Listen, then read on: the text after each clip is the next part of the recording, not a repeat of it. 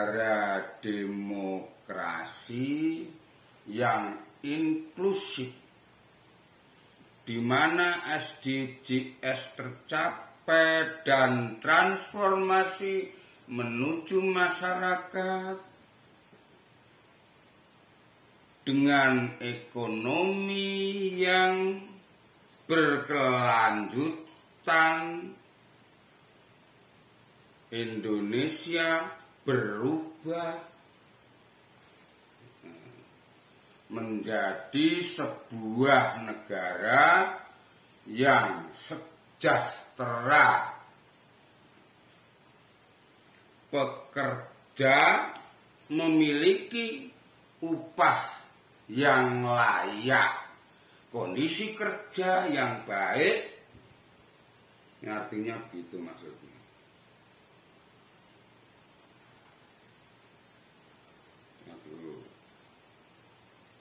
Dan aman dan akses menuju perlindungan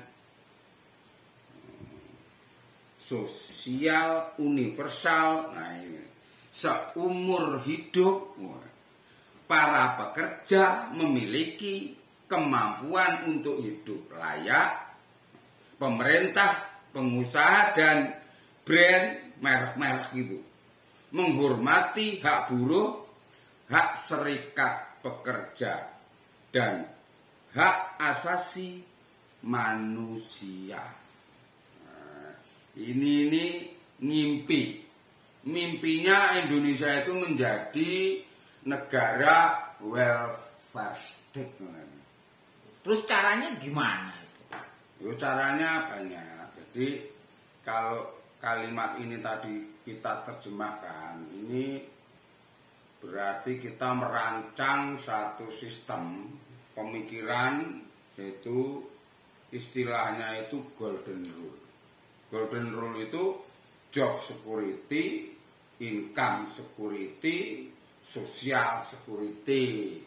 Nah, job security, orang itu nggak pernah ketakutan kehilangan pekerjaan, takut di PHK, akhirnya dikuyok-kuyok, ditindas, nurut aja, pokoknya nggak bayar lemburnya, nurut aja, upahnya di bawah upah, nurut aja, dieksploitasi, suruh kerja takut, nurut, karena takut di PHK tadi. Jadi masalah job security ini juga kaitannya dengan income security, makanya jadi takut kalau di PHK. Takut kenapa kalau outsourcing sekarang ditolak itu? Karena juga nggak memberikan kepastian. Takut karena PKWT, perjanjian kerja waktu tertentu gitu loh. Takut karena apa? Kaitannya sama penghasilan tadi gitu. Tapi kalau job security itu dijamin dengan income security, orang punya nilai harga diri yang sangat prima. Nah, income security itu harus kaitannya sama perlindungan sosial, social security itu. Jadi ini kesatuan, satu gambaran, jadi social protection, perlindungan sosial di mana negara hadir dan juga yang dilindungi itu juga punya kewajiban memberikan kontribusinya, begitu. Maka judul dari Indonesia negara demokrasi yang inklusif itu tadi, negara kemakmuran, welfare state, ulangi lagi, welfare state. Itu tiga tadi itu, job security, income security, social security. Kenapa seperti itu? Ini salah satu yang berkaitan. Nah, sistem jaminan sosial itu harus bisa menjawab ketika seorang pekerja itu kehilangan penghasilan. Seorang pekerja kehilangan pekerjaannya. Itu pekerja yang punya majikan terima upah maupun pekerja yang bekerja untuk dirinya sendiri. Sama, nggak boleh dibedakan.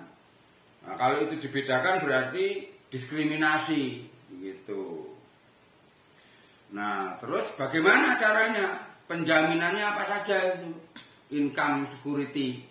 Karena yang menjadi soalan utama adalah hilangnya penghasilan. Gitu.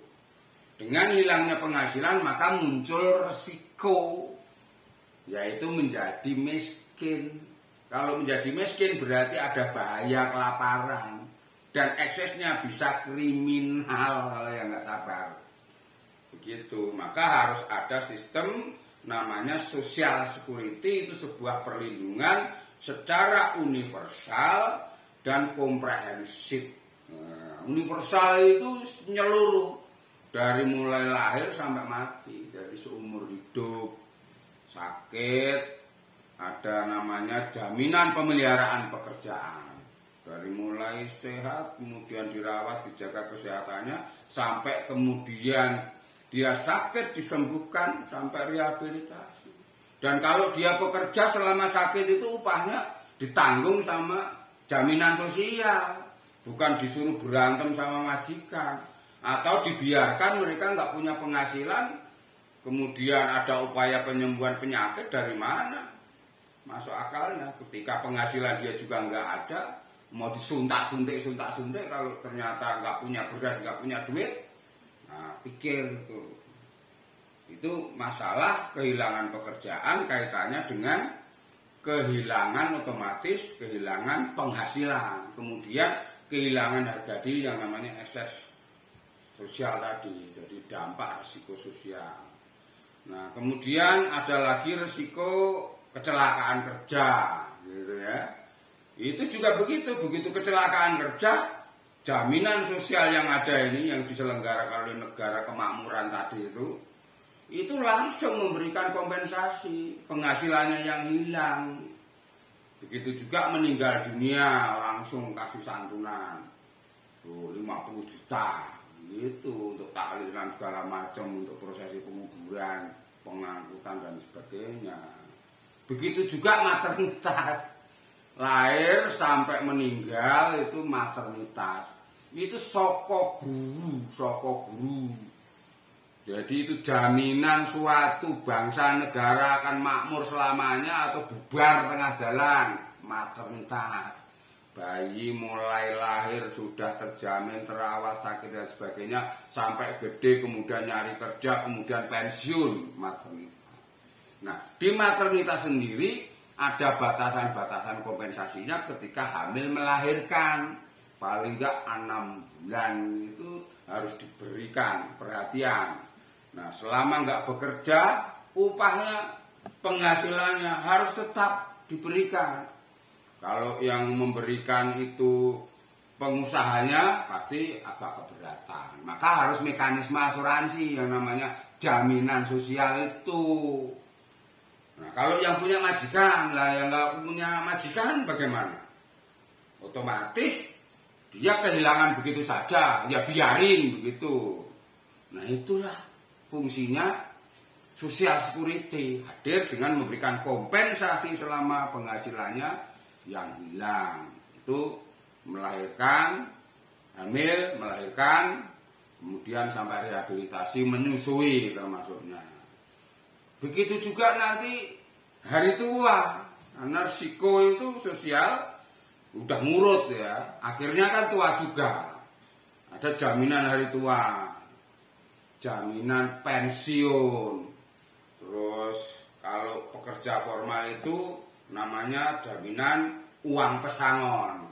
Nah, itu diintegrasikan, disatukan supaya mekanisme asuransi itu menjawab itu semua. Bukan belum udah bilang nggak ada duit, nggak kuat bayar, nggak mampu dan sebagainya. Karena dampak risiko sosialnya itu adalah tadi, ketika kehilangan pekerjaan, otomatis akan kehilangan penghasilan. Kehilangan penghasilan, muncul yang namanya risiko sosial. Nah, bagi lanjut usia atau yang cacat, maka harus diberikan kompensasi lanjut usia. Kenapa begitu? Nah, ini penghargaan kepada kaum tua oleh kaum muda. Begitu. Pasti nanya, dari mana duitnya? banyak duit. Selama ini berapa yang sudah jalan itu di asuransi negara itu, yang namanya BPJS, itu pekerja sudah 14,7%, 5% BPJS kesehatan, 1% kecelakaan kerja sama kematian, jaminan hari tua itu 5,7%, pensiun 3%, pesangon 8,3% total. Berapa totalannya? Kelamaan kalau saya total sendiri. Yang jelas 22,7 tambah 5%, 27,7 seluruhnya itu. Dan itu sudah praktek, sudah dibayar. Kalaupun ada yang nggak bayar, nggak terdaftar, ini persoalan konsistensi, kepatuhan terhadap aturan. Begitu. Nah, lalu dana itu mana cukup untuk angkatan kerja atau orang dewasa yang kemudian ikut menjamin keluarganya? Cukup. Ada yang namanya APBN, APBD, APBD provinsi, APBD kabupaten kota. Yang sekarang sudah praktek namanya bansos. Nah, kalau bansos dan jamsos itu disatukan, ini jadi kekuatan kumpulan uang yang luar biasa. Yang penting jangan korupsi aja. Luar biasa karena berapa tadi? 27 ya, koma 57. Iya. Kan yang jahatinya itu kan 5,7. Komanya jangan dihilangin, korupsi. Nah, itu sudah praktek. Cuman orang nggak paham aja. Pesangon itu prakteknya kalau diiur 8,3% gitu loh. Berarti totalnya nggak 27 malah 28 bulan itu. 0,3 sama 0,7 kali satuin kan jadi 1 itu. Nah, maka ketika kontingen dengan iuran pekerja formal yang punya majikan, pekerja informal yang nggak punya majikan tapi mampu, nah juga kemudian didampingi dengan kontingen APBN, APBD, APBD untuk membantu iurannya bagi masyarakat miskin, orang manula itu, orang cacat, orang sakit, maka ini jadi satuan kesatuan gotong royong. Itu wujudnya gotong royong. Itu paham ora? Gitu mau 3 periode. Kalau 3 periode gitu caranya, laksanakan jaminan sosial semesta sepanjang hayat. Ya, konsepnya ini tadi. Jadi perspektifnya golden rule gitu loh, menuju zaman keemasan. Nah, jadi Indonesia, simpulannya ini negara demokrasi yang inklusif di mana SDGs tercapai dan transformasi menuju masyarakat dengan ekonomi yang berkelanjutan. Indonesia berubah menjadi sebuah negara yang sejahtera, welfare state gitu. Pekerja memiliki upah layak, nggak takut di PHK.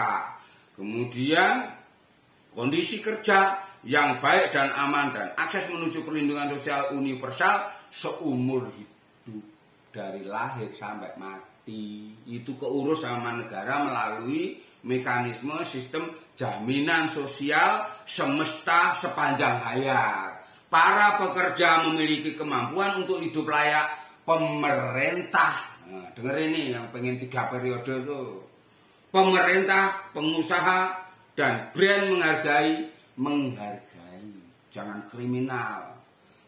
Ngerampas hak buruh itu termasuk pidana kejahatan kriminal, termasuk PKWT kriminal karena ujungnya itu ngerampas masalah upah, masalah pesangon, masalah jamsos. Nah, kemudian brand, merek-merek ya, terkenal sepatu segala macam itu. Nah, itu pengusaha brand itu menghormati hak buruh, hak serikat pekerja, dan hak asasi manusia.